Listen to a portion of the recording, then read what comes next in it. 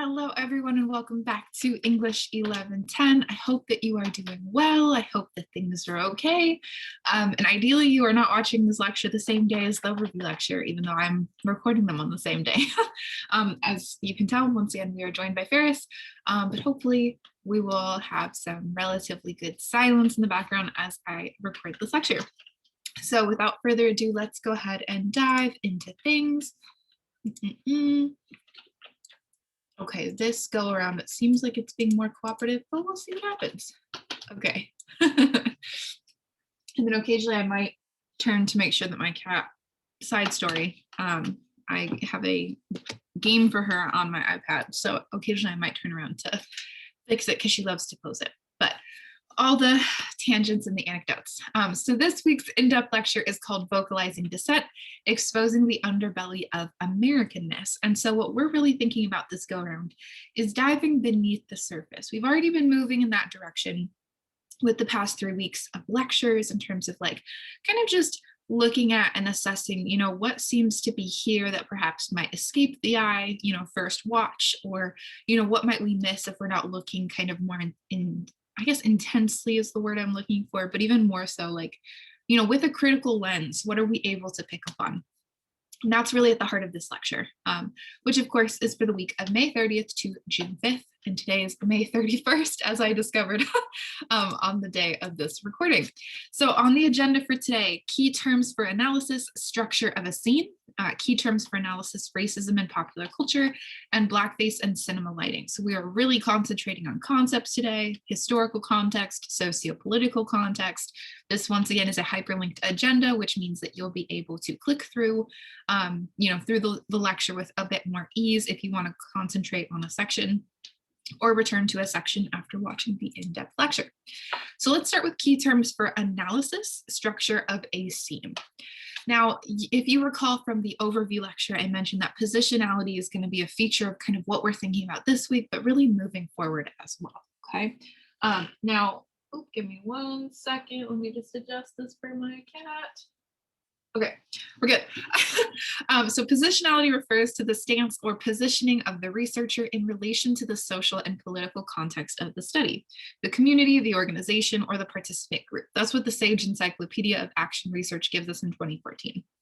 And I also included, the Oxford English Dictionary kind of definition, and just another definition we can think of would be the fact or quality of having a position in relation to other things, or the occupation or adoption of a particular position in relation to others, usually with reference to issues of culture, ethnicity, or gender, etc.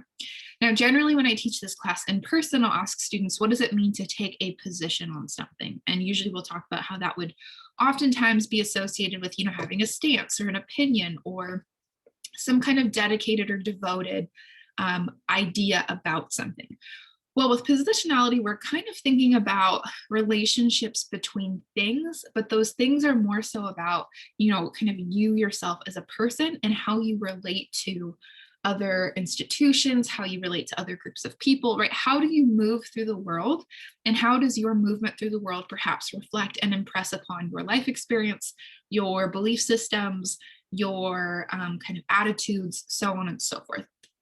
So I'd really like you to concentrate on that bottom right corner where you see all of those arrows that are coming out of the U. And it says gender, sex, race, ethnicity, language, disability, sexuality, nationality, immigration status, religion, socioeconomic status, or class, and age.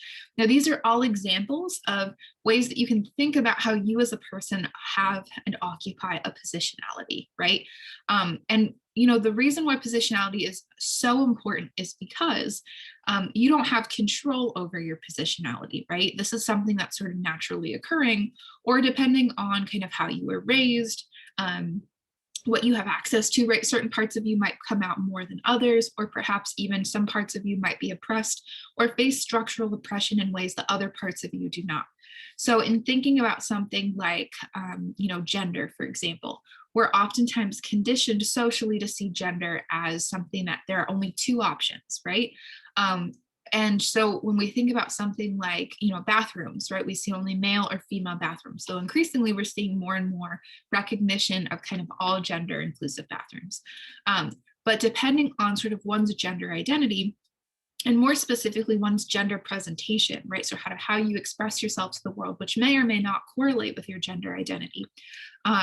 You may find that your experience in trying to find a bathroom that's sort of safe for you is going to be a bit more challenging than someone who is cisgender, for example. We can also think about this with language, right?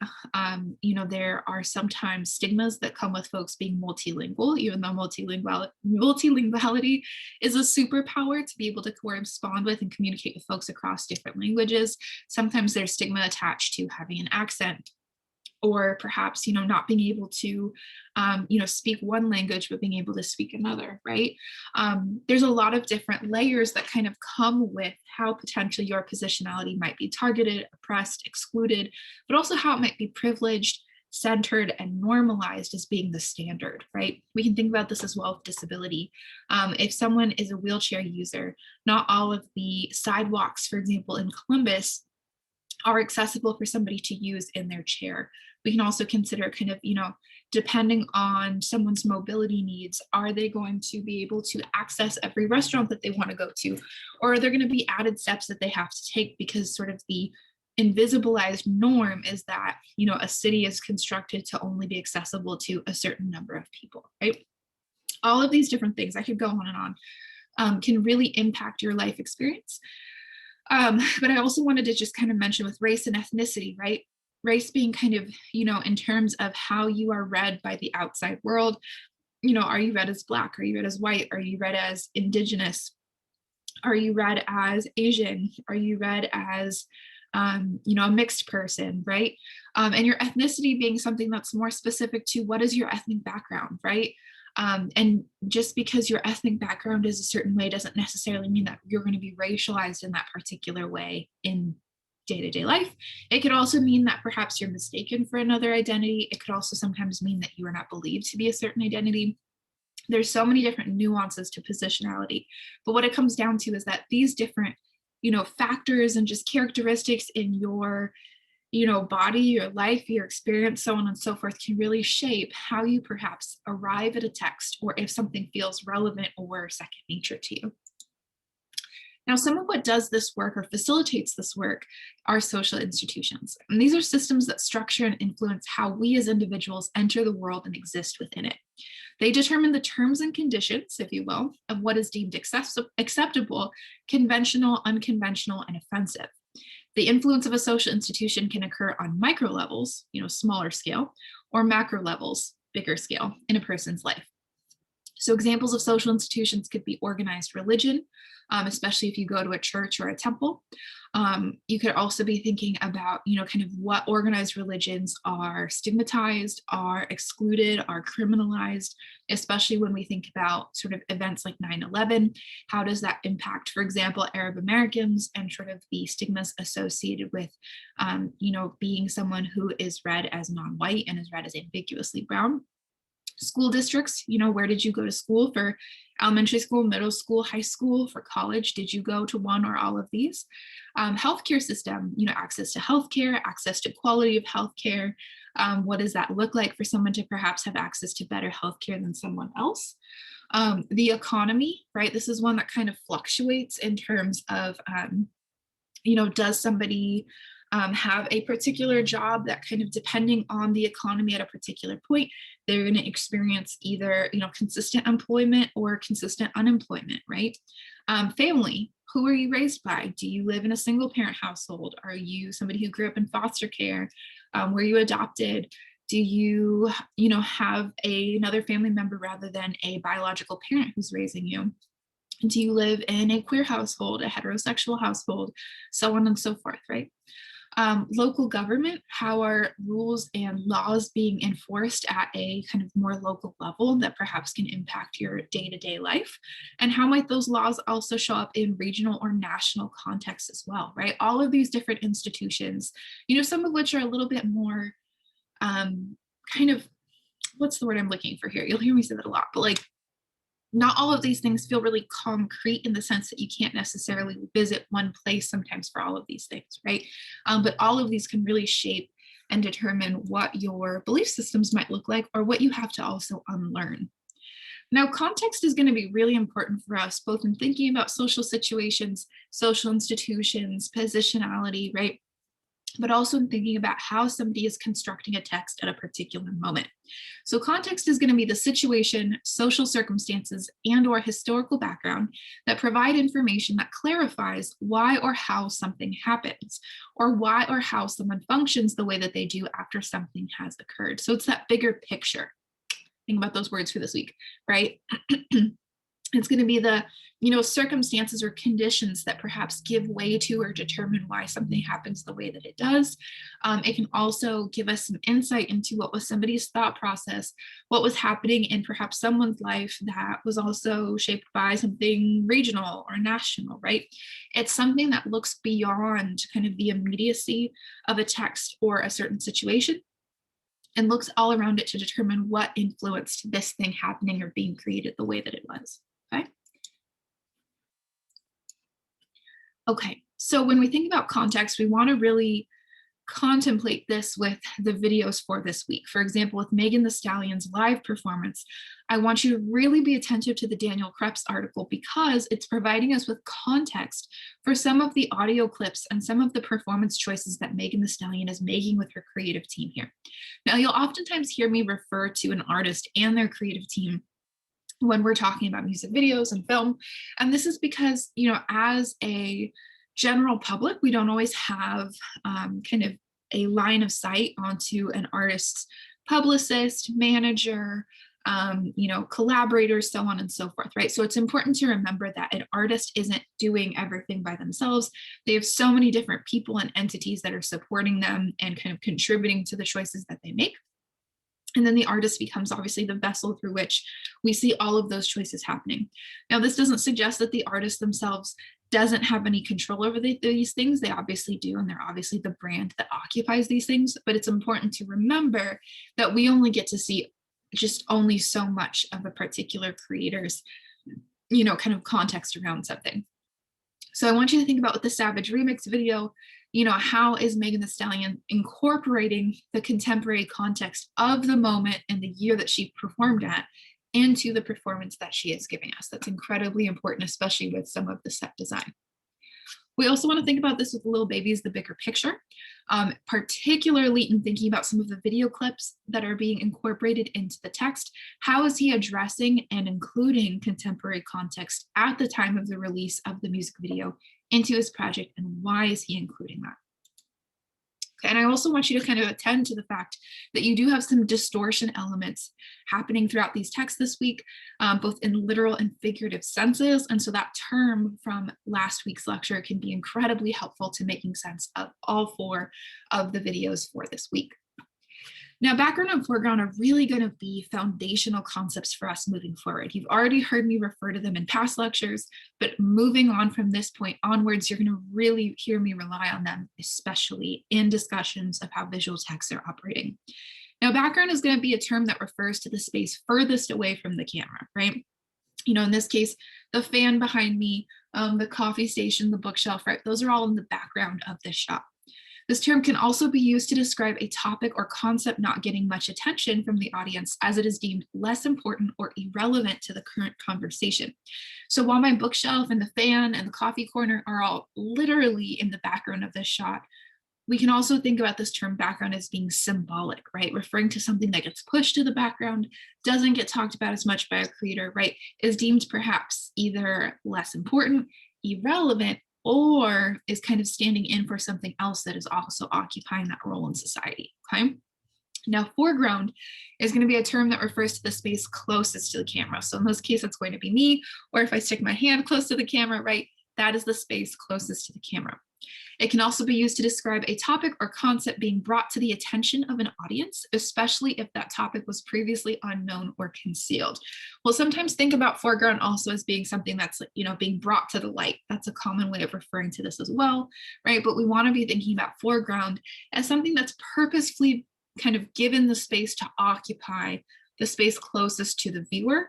And in that respect, right, the viewer is going to be encouraged visually to focus in on that particular element or detail. Now, if we look to the Childish Gambino video, We can see that background is what is furthest away from the camera. And in this shot, we can see, of course, that those elements are quite plentiful. You also want to be thinking about blurring effects that are happening in this video. You know, how is the camera concentrating on a particular person or face? Are they electing to kind of make people more blurry in the background at times and at other times be more clear? Foreground is going to be what's closest to the camera. So in this shot, we have Childish Gambino is closest to us, right? So as you're watching this music video, you want to really contemplate, you know, does that ever change? Do things that are in the background ever move to the foreground? Or does Childish Gambino, you know, kind of permanently occupy that foreground position? And what is symbolic or significant about that? This brings us to the kind of concept of composition. Now, I've pulled this quote from Looking at Movies, An Introduction to Film, which is a textbook that can be very helpful for folks who's interested in film.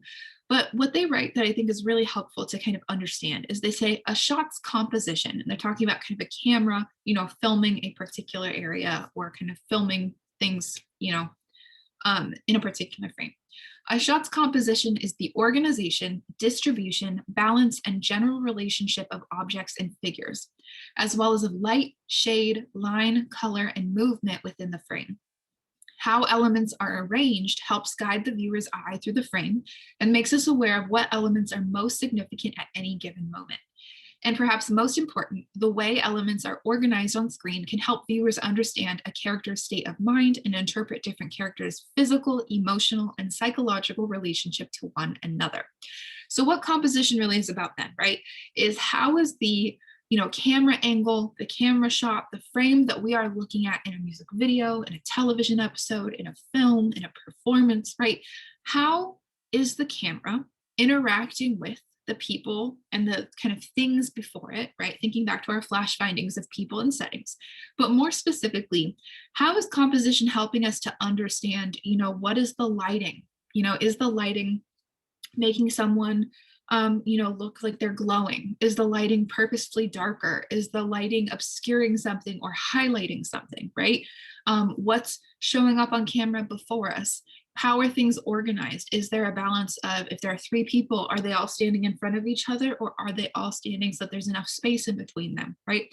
Composition is really about how are you composing? How are you arranging and organizing a shot so that it is dynamic, engaging, but also gives us insight into that character or into that moment in the story, okay?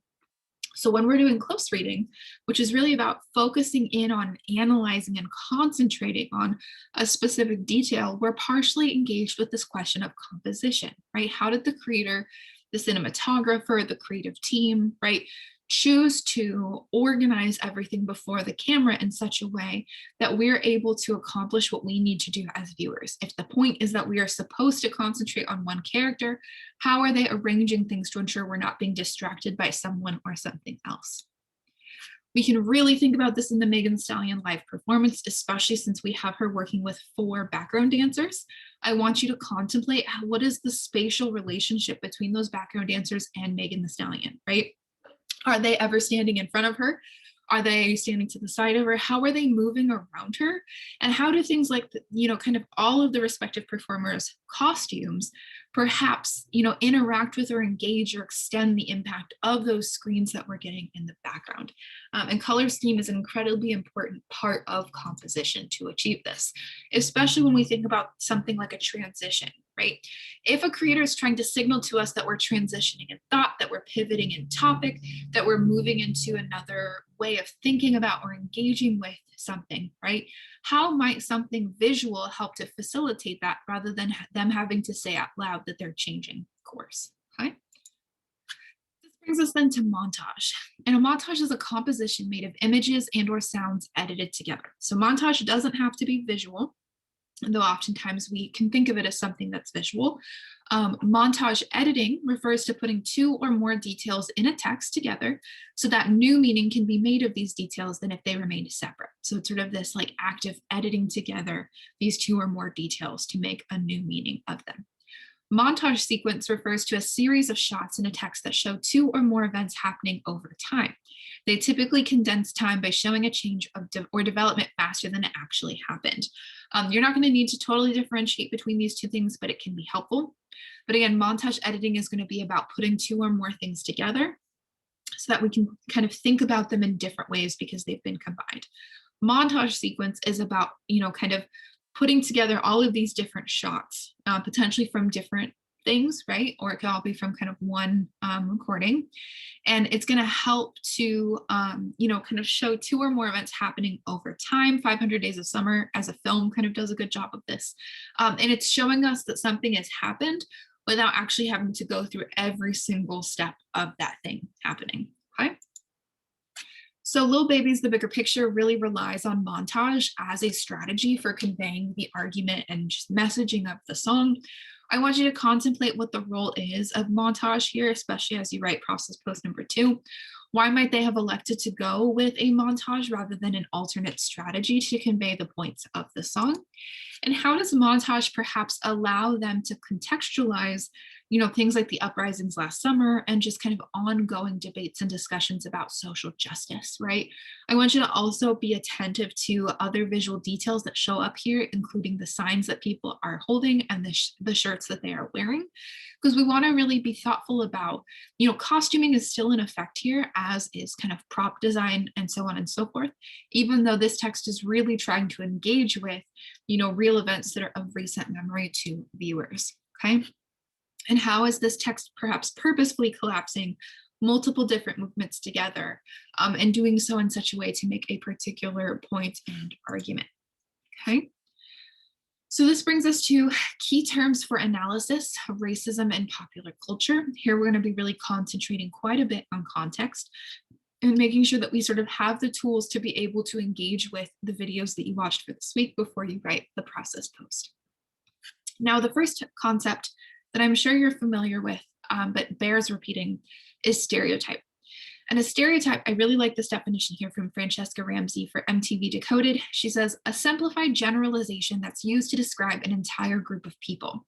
Stereotypes can be both positive or negative, but either way, stereotypes do the same thing. They lump people together instead of seeing them as individuals. Now, I've chosen to link this video here where Francesca Ramsey expands on this point. I ask that you do please watch it. It's very helpful for understanding stereotypes and how they permeate popular culture. And Francesca Ramsey always does a fantastic job of taking a concept and breaking it down into more digestible pieces.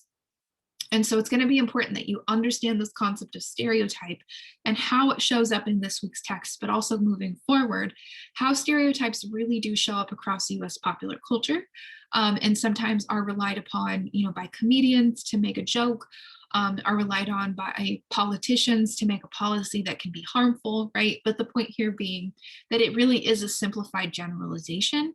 And, most of the time they're kind of utilized to cause harm, and that harm can really build over time and across systems, especially when wielded by social institutions. Now, Jay-Z is really engaged with this question and issue of stereotype in the story of OJ. Much of his kind of discussion here is concentrated on kind of building on the media legacy of OJ Simpson and thinking very kind of consciously about how perhaps that particular narrative opens up a point of entry to thinking about how Black Americans have been represented across US popular culture over time, right?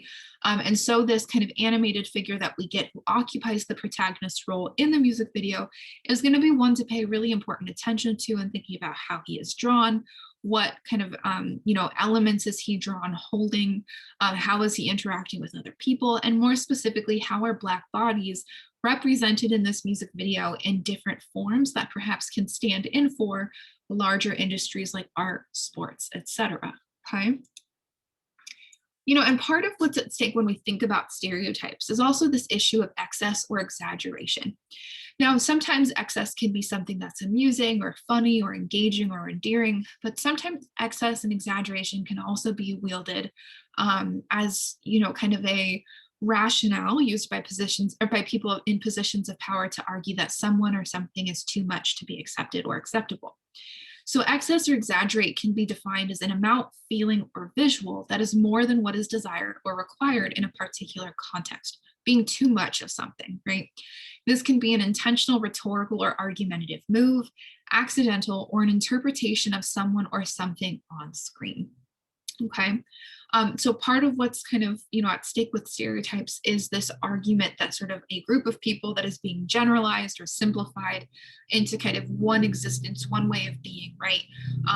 There can sometimes be kind of the argument or the assertion of a particular, when we think about kind of racism, right, there can be an argument of sort of excessive body, an argument of excessive voice, of excessive persona, right? And some of these things then can be really factored into sort of how we can understand when we later talk about appropriation, right? That if marginalized groups are criminalized, demonized, excluded on the basis of this supposed excess or exaggeration, how do we see folks in positions of power with privilege and so on and so forth who adopt these things being celebrated and prioritized? So we'll kind of elaborate on that part more in future weeks, but I want to really emphasize excess and exaggeration can be a tool that a creator uses to point out, kind of structural oppression or a stereotype in action, but it can also be something that's forced onto someone or groups of people. Now, caricature is a really key example of excess or exaggeration. And a caricature is going to be a static image or moving image in which a person's physical features are exaggerated for comedic or dramatic effect. Context will often be helpful for understanding why this is occurring. For example, an artist at a street fair may draw people with exaggerated features, such as an oversized head on a tiny body, but often do so with consent, right? The person's established that they want this image to exist of them. Racial caricatures have been a prominent feature of US popular culture for decades and are never okay because they're a racist form of entertainment created by white people at the expense of Black people, people of color, and immigrants. So you'll see at the top here, I have an example of a racist caricature. Oftentimes in caricature, as well as animation and cartooning, this kind of the way that this excess and exaggeration would occur would oftentimes be in exaggerating Black women's bodies, particularly kind of in the hip area or the butt area. We oftentimes typically will see that these images will have exaggerated lips and noses, and depending on kind of how the artist is attempting to kind of make comedic or dramatic effect, and again, usually it's going to be a white illustrator doing these kind of racist caricatures, typically they're also going to sort of position the Black body in such a way that's kind of designed to provoke laughter or ridicule from white readers and consumers, okay? And so these caricatures really are not with consent, right? If we think back to the example of the street fair caricature, this is going to be an example, sorry if you're getting that really random external noise. A street fair caricature is not going to be something that kind of provokes the same issues because you see people arriving at a particular setting, determining that they want an image to exist of them and consenting to those exaggerations that are meant to be sort of, they're meant to kind of be endearing, right? Whereas racist caricatures are not operating in the same way. They're drawn without consent. They are drawn from folks with positions of power or with privilege who are sort of using their privileged position to ridicule and disseminate stereotypes and harmful messaging about people of color. This has occurred with, immigrants, people of color more broadly, but especially with Black folks, we've seen this be a consistent feature of US pop culture's rendering of Black bodies. This is something that's really engaged with in the story of OJ. We see this character of J-Bo kind of taking us through these ongoing issues that he's presenting them as, right? Sometimes it can be tempting to sort of suggest that, structural oppression as well as kind of racist caricature and racist imagery of Black folks are exclusively in the past. But as we see this video exploring, these are sort of ongoing problems. And I want you to consider the just kind of importance and symbolism of some of the moments in the video, such as what we see here, where we have a character in the video who is drawing a Black woman's body. I want you to really think about the excess and exaggeration that's happening here and how this can function as an example of caricature and why it might be important to kind of think about which features on this Black woman's body are being exaggerated and how perhaps that kind of feeds into larger structural oppressions, especially because when it comes to thinking about kind of the historical context behind these images, we find that especially for women of color and for kind of minoritized groups more broadly, some of these images and messages then get wielded as a way to kind of assert dominance or control from another group.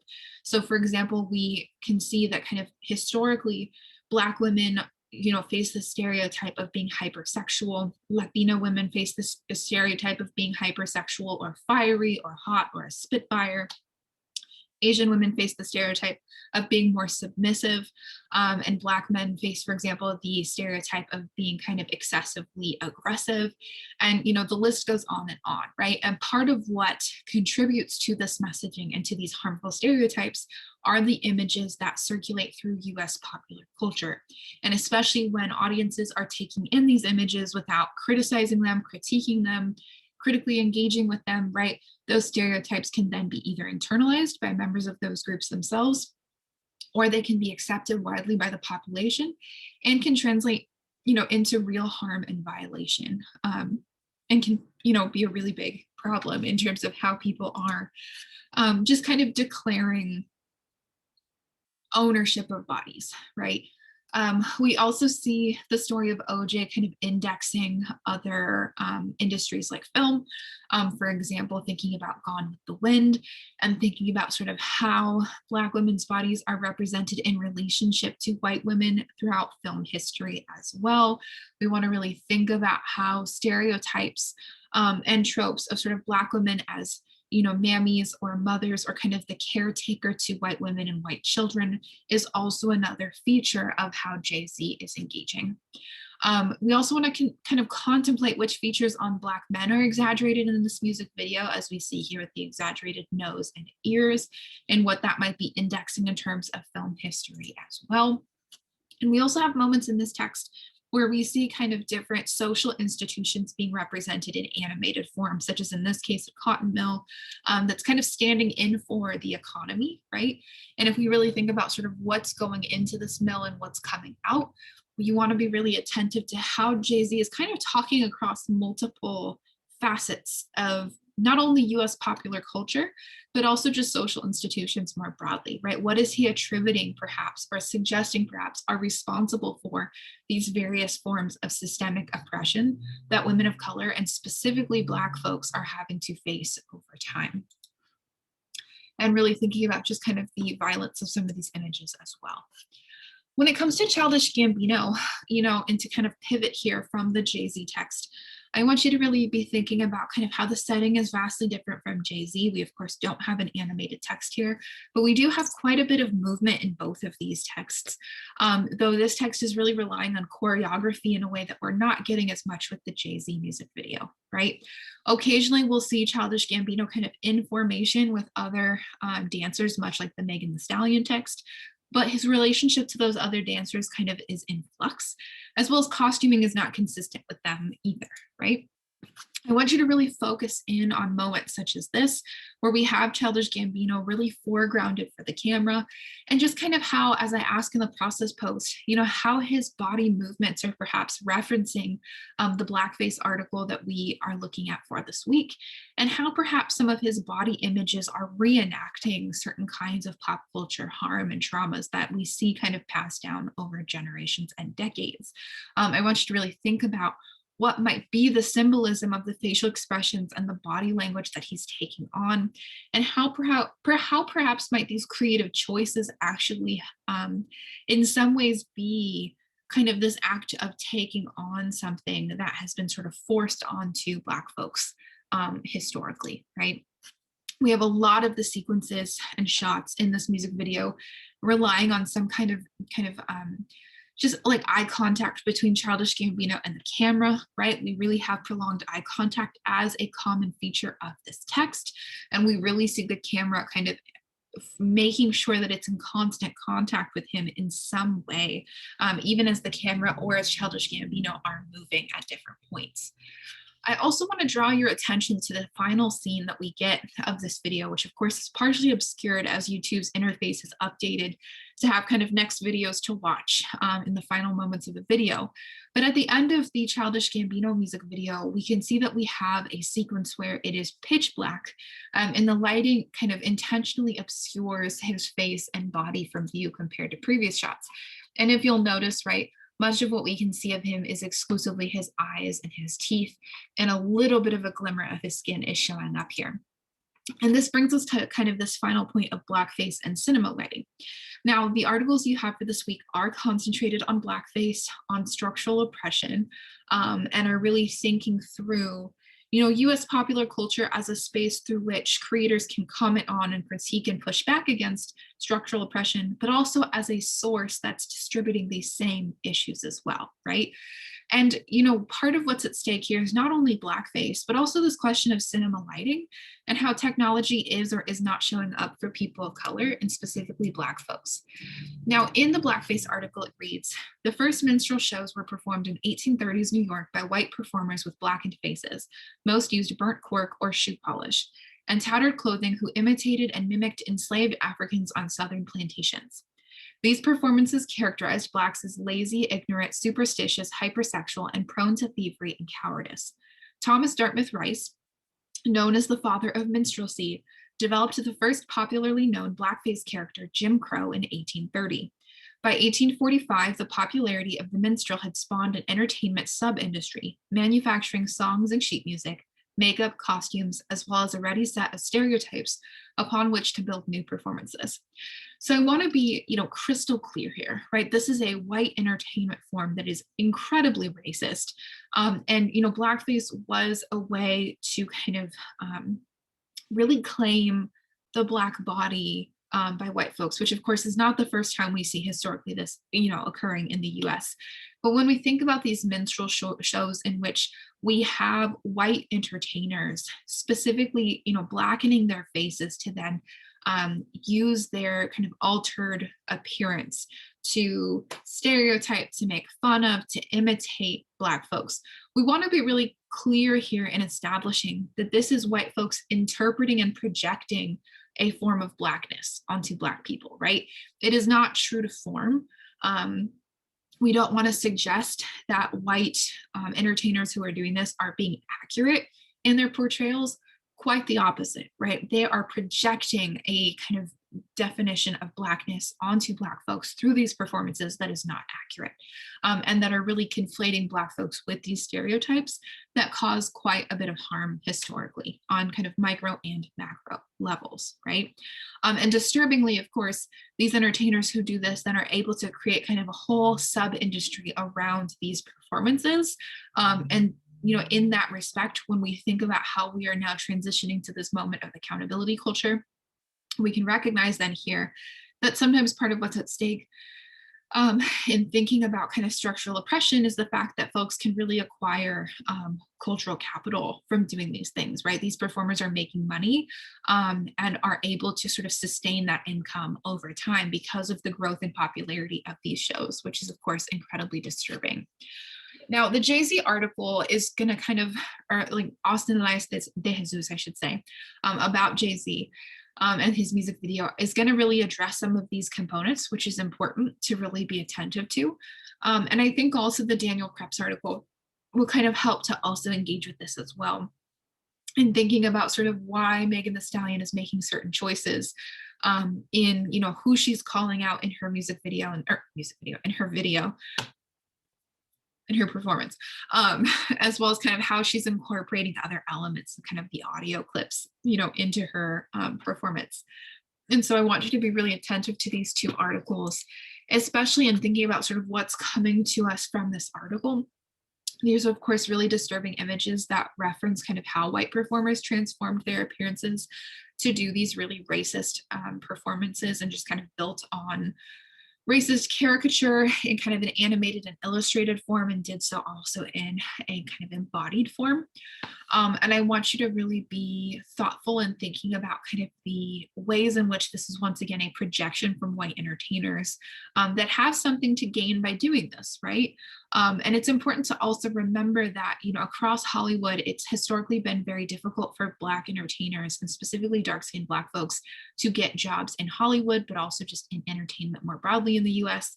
And so seeing how these kinds of racist portrayals by white folks of Black folks are kind of rewarded and monetized really speaks to those larger systemic issues as well.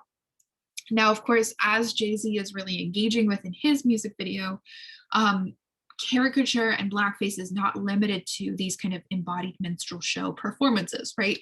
Unfortunately, throughout US popular culture, we see examples of exaggeration and excess in kind of how Black bodies are represented. We see this especially with like Looney Tunes, as well as just kind of the book, The Pop-Up Little Black Sambo. Mickey Mouse is also represented in blackface in one of the films that we get of him, I believe in the 1920s. And we also can just kind of see in Little Nemo and Slumberland, which is one of the most well-known kind of original comics strips that we get, we also see characters that are represented in these ways as well, right? Constantly illustrated and animated in such a way that lips are exaggerated, that we have kind of features that are sometimes represented to look more animalistic. We have stereotypes that are oftentimes represented across these. And very much what's at stake here, right, is if we can understand that, you know, representation in popular culture is partially this process through which, you know, groups of people are not only represented and affirmed or validated in their identities, but also can be humanized to people who don't perhaps have a lot of contact with them. We can see here how kind of the dehumanization of Black folks and kind of the caricatures designed of Black folks are really doing so in such a way that can really prevent you know, Black folks from accessing the same kind of humanity and citizenship that we see white folks enjoying and experiencing over time in the US. So these are things that we don't want to look at lightly and say like, well, they don't matter because it's just a cartoon or it's just a film, right? These different elements of pop culture, especially the repetition of these harmful stereotypes and caricatures, all collaborate then to produce really harmful visions of Black folks that some folks then point to as, you know, proof or evidence of their factuality when they're not. Now, the Jim Crow character that is discussed in the Blackface article is going to be very important for you to pay attention to, especially in thinking about kind of this illustration that we have here, the positioning of his body and his limbs. I want you to really, really think about, because this is crucial for how you are arriving at the This Is America music video for this week. We want to really be thinking about facial expression, body language, right? How are these positions perhaps being indexed and referenced in that This Is America text? Now, throughout the end of this lecture, I have included video clips of films that have, you know, incorporated blackface and minstrelsy performances into kind of the film storyline, one of which is Al Jolson's performance in The Jazz Singer from 1927. Now, this film, which I'll kind of briefly mention in a future lecture, is incredibly important because it was sort of the first talkie that we get. You'll kind of hear reference to how, you know, prior to the 1930s, you know, film was, of course, as I mentioned with intertitles last week, was really relying on silent film actors to kind of act out the part. And then you'll have like an organ player or someone who's kind of adding the drama to the film as you're watching it in a picture house. And then you have kind of the intertitles conveying the messaging of the, you know, dialogue in between these video shots, or film shots, I should say. Now in The Jazz Singer, you have kind of a transition formally to you know, having synchronized sound, meaning that you have, you know, you're able to see the performer speaking alongside hearing the dialogue, and you have performances also happening here as well. However, what sometimes gets downplayed in The Jazz Singer, despite it being such a just blatantly racist scene, is that because this film is so important to film history as being one where you do have that synchronized sound happening, we have a whole sequence in which Al Jolson is performing in blackface. And so I've included it here, not as required viewing, but if you are looking for an example of kind of how these minstrelsy kind of performances would look, this is a core example of what you can kind of look to as an example of such. Now, in the Mickey Mouse film Haunted House from 1929, and the 1920s being when Disney is starting to put out Mickey Mouse films, you also see kind of examples of, Mickey being in a dark hallway, and at one point we only see his eyes glowing, and the rest of his body kind of overcast with shadows. Now, of course, it might be tempting to say, well, why does this matter? That doesn't seem like it'd be as problematic as the Al Jolson scene from the previous slide.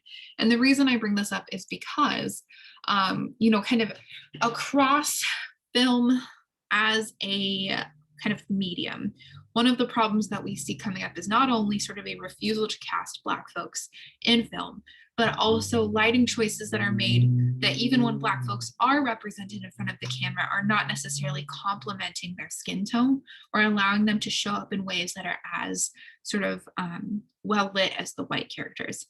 Now, before I kind of talk about that a little bit more, I've included an example of Shirley Temple, who was very much kind of America's sweetheart in the 20th century. But we see even Shirley Temple as a child performing in blackface. And, blackface obviously wasn't always something that was sort of appearing alongside music or choreography. Sometimes we were kind of getting shots that are, depending on the project, kind of a moment of being in blackface for kind of a joke or a laugh and then it being removed. But in a Shirley Temple film like Dixie Anna from Dimples, which is from 1936, you see her actually performing with an entire band in blackface.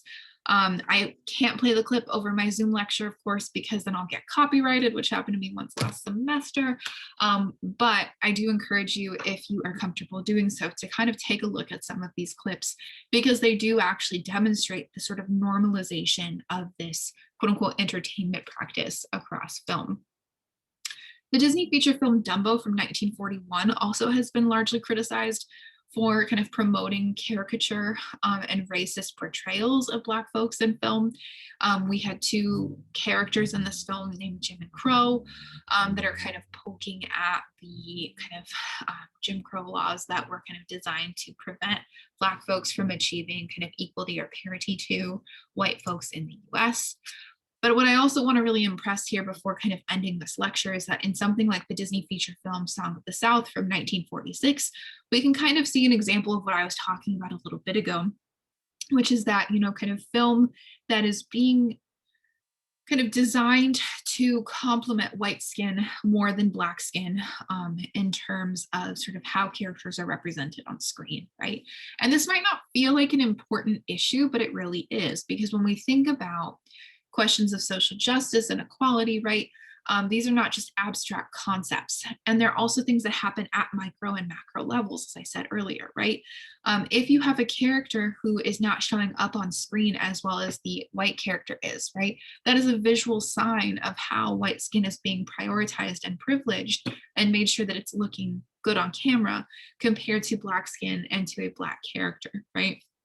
Consistent throughout Song of the South, we have this issue happening where Uncle Remus is, oftentimes in these darker shots hard to see, only his eyes are visible or his teeth, and the kind of film, what's the word I'm looking for? Kind of the composition of the shot, right? To use our terminology from this lecture, is not being designed with making him look his best in mind.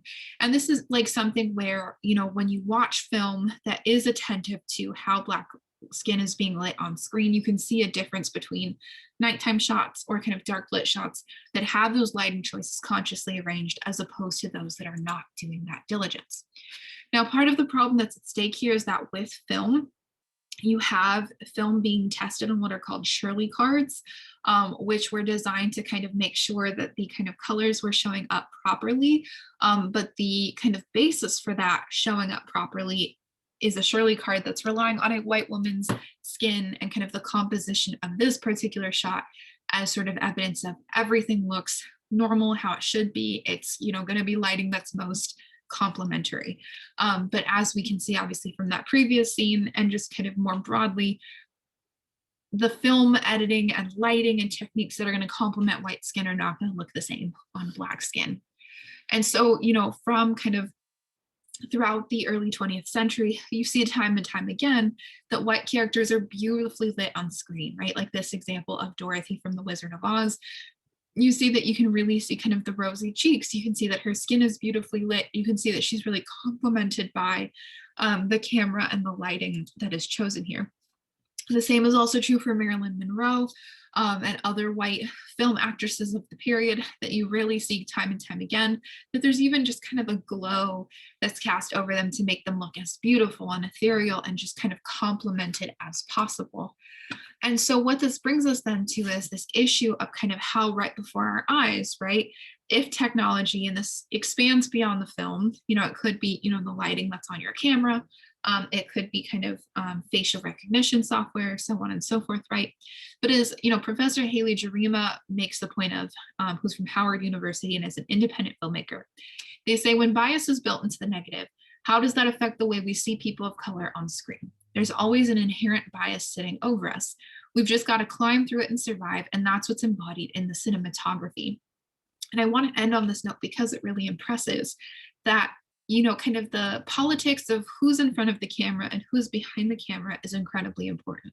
But also being in front of the camera doesn't necessarily guarantee that Black performers are getting the same treatment as white performers, or even that kind of how they're showing up on screen is being intentionally done to make them look as best as possible, right? And so kind of as this point by Jarima makes clear, there is bias and kind of just kind of a racism that's embedded in the technology that's being used itself. And without conscious tweaking that's happening, by the cinematographer, by the director, so on and so forth, those things are permeating, which means that you don't have kind of a equal representation between Black and white folks in cinema. And when we then kind of add that to the larger context of the repetition over and over again of stereotypical images of Black folks in film and animation, and just even beyond that as well, right? In art and sports, so on and so forth, we can really see how US popular culture, while an kind of an industry that's designed to entertain people and kind of bring about, kind of entertainment that's supposedly supposed to be without thought. Part of what we're doing this semester is really thinking about how pop culture actually provides us with quite a bit of evidence of how structural oppression is built into the system, okay? So that is everything that I have for you today in this in-depth lecture. I know it's a ton of information. This lecture in particular is really in-depth because we are diving so far into just how structural oppression really permeates pop culture, and how pop culture is comprised of so many things, including animation and film and comics and so on and so forth. And as we'll kind of continually expand on this semester, we want to really be conscious of how, at this particular moment in time, there is kind of a lot of discussion about the importance of representation, right? Being visible, being represented is important, it's a priority. But one of the issues that can come along with that is that if we fight for representation without also attending to what are the terms and conditions upon which, groups of people are represented in film, is it enough to exclusively say what is being desired as representation? Or are there additional steps that need to go beyond that, right? Because representation is about visibility and about being seen by kind of the public and recognized as human, right? And recognized as real. But at the same time, if that representation is constantly couched in stereotype, in misrepresentation, right? In falsehoods, in things that are not going to nuance those narratives, what needs to happen beyond that point to allow for those things to happen, which is why this semester will also turn to independent publishing, and we'll also be thinking a lot about, how do white performers continue to benefit from appropriating, kind of work and texts and sounds and looks from Black folks, and get credit, and not only credit, but financially benefit from those things as Black folks continue to face structural just barriers in the entertainment industry more broadly. So thank you for joining me for this lecture. I hope that you got some snacks and some stretches in as you were listening. If you have questions for me, I do have office hours this week, though I will have shortened office hours today on Monday until about 12:30. But I'm available via email if you need me, and I'm looking forward to reading your writing from this week. All right, everyone, have a great rest of your week. I hope to talk with you again soon.